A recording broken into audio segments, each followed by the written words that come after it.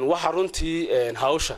aan maanta u joogno wasiirku noo soo booqday ay tahay waxa weeyaan si uu ogaado oo ugu koor galo isagoo aan marnaba la oranaynin nacam hawshaasi jirta kama warqabo haddana si uu maanta si dheebliya bal ay u soo taabto axwaasha iyo xalka ay marayso xaaladda intan dambe ka soo cusboonaatay gobolka iyo dhammaan Somalilandba gobolka kamid ah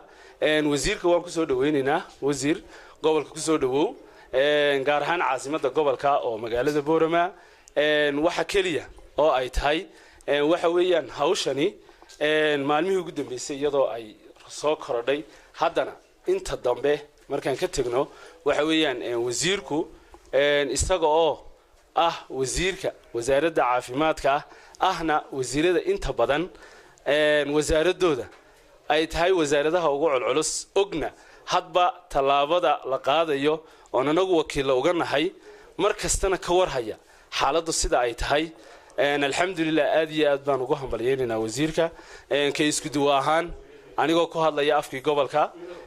awdal wasaaradda caafimaadka sheegay waxaanu ku jiraa kormeer iyo kurgelid xaaladda caafimaadka gobolka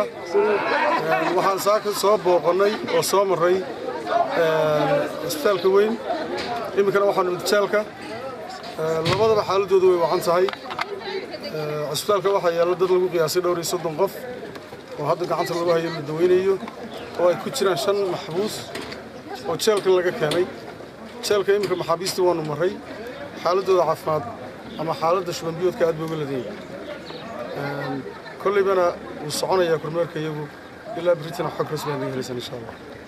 wa salaamantii